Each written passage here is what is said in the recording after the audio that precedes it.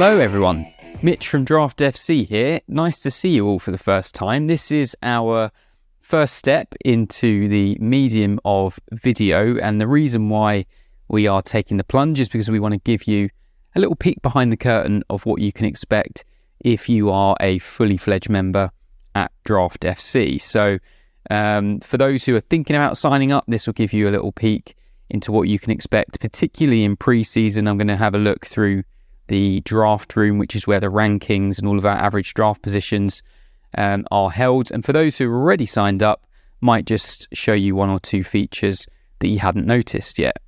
So I think last season was a massive step forward in terms of our user interface and a bit of extra functionality. This season, definitely a massive step forward in functionality and new features aplenty. So obviously, you can see the draftfc.co.uk homepage here. So quickly, most of the things will remain pretty similar on the front page.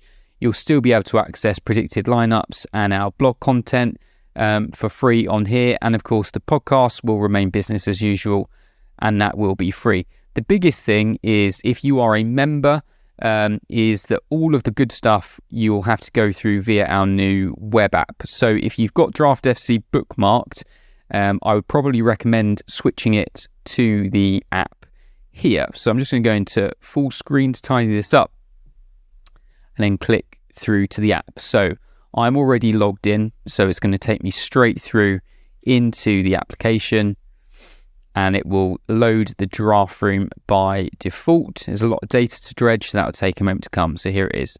So before we get into this, one of the first things you'll need to do, and will be prompted to do when you first log in, is add in your league. So down here, I can click Add New Leagues.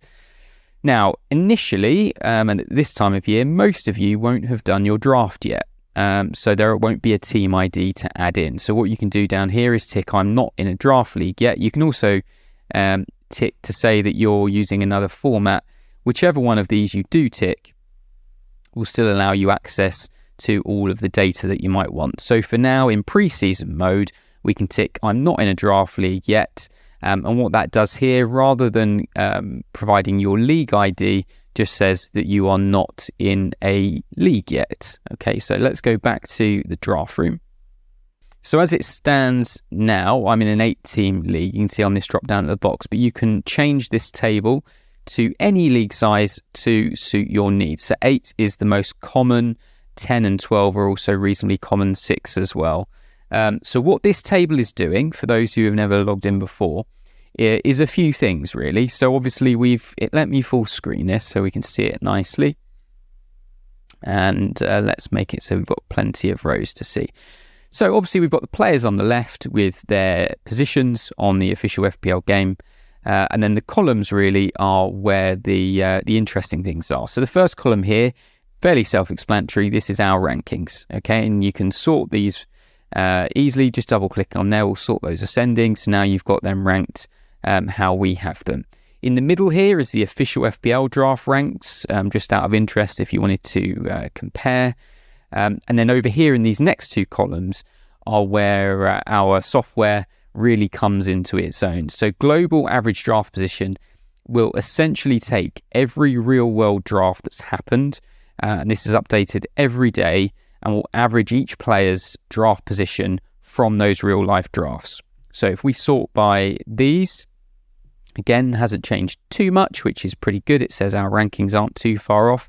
So you can see these are decimalised. So Haaland pretty unanimously going with the first pick, and then Salah, Kane, De Bruyne, and you can see how these draft positions are averaged out. Now, what this column on the right is doing is, rather than showing you these decimalised average draft positions, it's ordering them and just giving them a discrete number. And this becomes more useful further down the ranks. So if I scroll down quickly, you can see, for example, that Lukaku here, maybe not a great example, but anyway, Lukaku here, average draft position at the moment is 45.6, but if you were to order all of the players, he's actually the 41st most drafted player overall. So you can see how they would shift slightly. And so, yeah, by looking for any player. Now, if you wanted to search for a particular player, we can click this search button up here and search. We can also toggle on filters for the individual columns, more useful probably for the player position. So if we wanted to look and find out where Bissouma is being drafted, we can see he's generally not being drafted. And then Wan-Bissaka there, if we were to search properly to highlight him, there we go, we can see that his average draft position is 101.5, but actually, and as I said, this gets more relevant the further down the list you go, if you rank order all of the players, he's actually the 168th most drafted player. And then next to here, we've got his official FPL rank and the Draft FC rank. So if we close that, we'll go back to the unsorted table. We can toggle those off.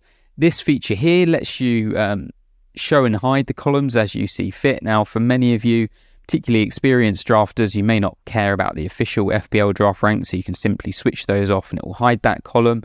And if you're just interested in the average draft rank, again, you could toggle off that column. So really simply gives you our ranking and the average draft position ranking as well, just to make it a little bit neater for you. Other than that, you can just do a few things to make the formatting a bit different, tighten up the rows here so it's a bit easier to see.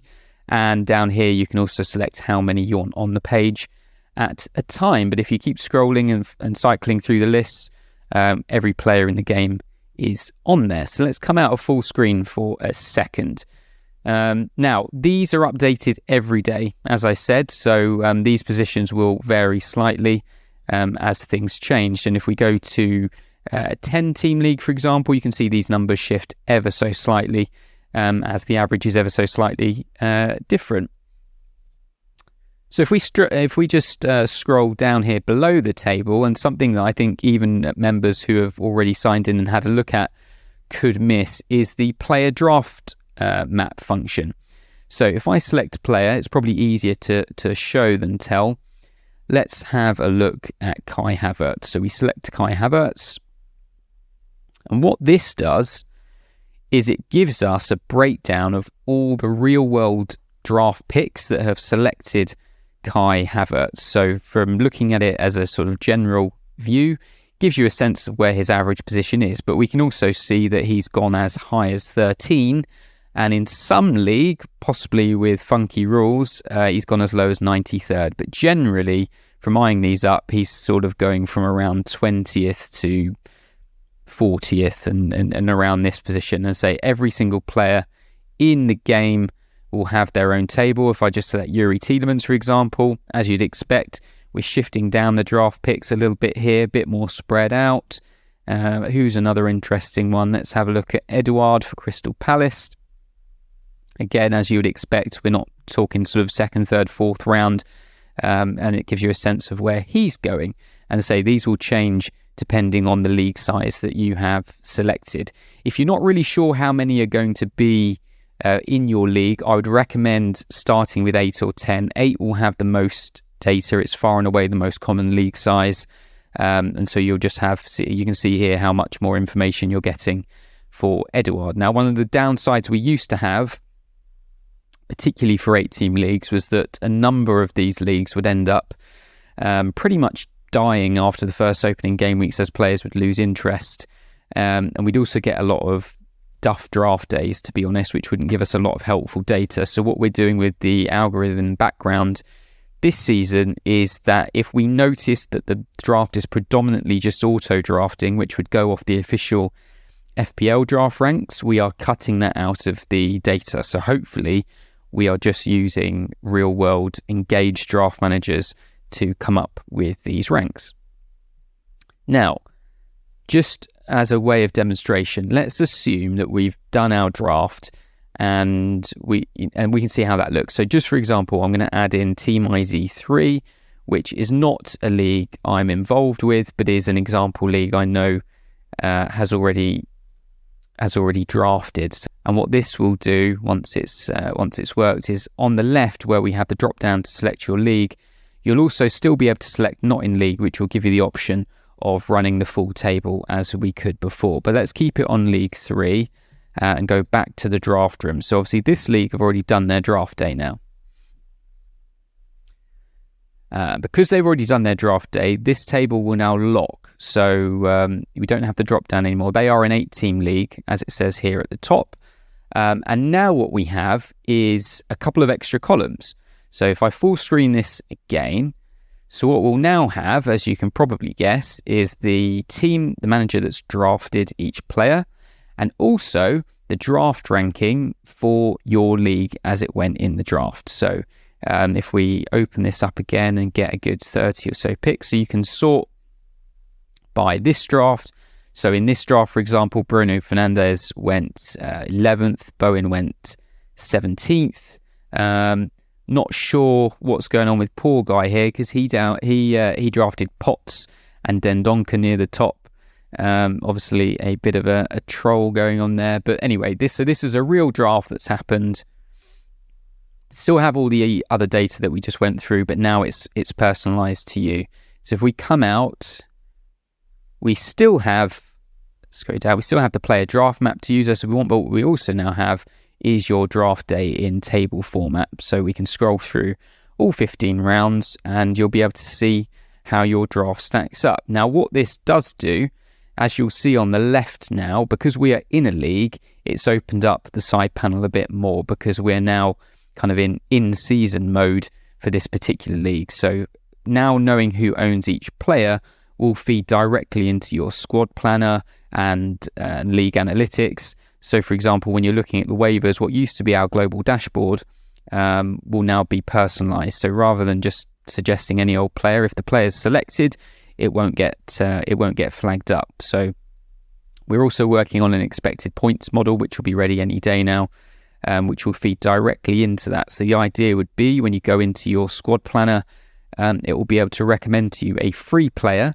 who has got the highest expected points for that week. And to take it a step further, our predicted lineups, which I know has been quite a popular feature on the site from the last season, will also plug directly into that as well. So not only will it flag to you a player who's unselected with a decent projected points for next week, there'll also be a player who we're expecting to start. Because, for example, most models will take all defenders from one team, paint them with the same brush. So for Arsenal, Kiwior, who might not be expected to start, could actually have quite a high expected points for some models if Arsenal have a good game next weekend. But if he's not going to play, his expected points are essentially 0. So it will also account for who we expect to start. So I think for now, that pretty much gives you the taste of what we wanted to convey today. So that gives you a look at what the draft room is, how the ranks are visible there, how the average draft ranks are pulled in, and then how it will also look once you've done your draft. So thanks for checking out this video. It's an interesting change up for me doing this video rather than just recording the podcast. If you've been a long-term listener of the pod, thank you for being a supporter so far. As I said, that will carry on as it is. If you've never heard the podcast before, then just search for it, Draft FC Podcast. It's available in all aggregators, Spotify, Apple, Android, and everywhere in between. Subscribe on there. We have weekly game week previews, plus a lot of pre-season content that is coming out every day at the moment. And as I said, as the season goes on, hoping to try and gel the two, whereby the podcast will still remain in its current form, but we'll also be able to try and provide some video format episodes just to complement what's already going on in the data presented in the podcast. Obviously, for those who have listened to the pod over the years, you'll know that a lot of the data I'm referring to, so particularly the ownership stats, which you can't find on the official site, will all be in the site. And so being able to do a video in this way, I can directly scroll through some of the data that I want to pull out, including the most wavered in player that week, most wavered out player that week. When I'm finding my most hidden gem for a 16-team league, I'll be able to kind of eye that up, and you'll be able to watch me watch the cogs turn in real time. So if you're interested in signing up, this is the place to head to, draftfc.co.uk. Also give us a follow on Twitter or X or whatever the hell it's called at the moment. You can find us there at draft_FC. And if there are any questions, any hesitations, stuff to do with your own draft team, your own draft prep, anything at all, give us a DM on there, and we usually respond within at least within 24 hours, but on the whole pretty pretty much within an hour or two. So, nice to see you. Hope this video has been informative.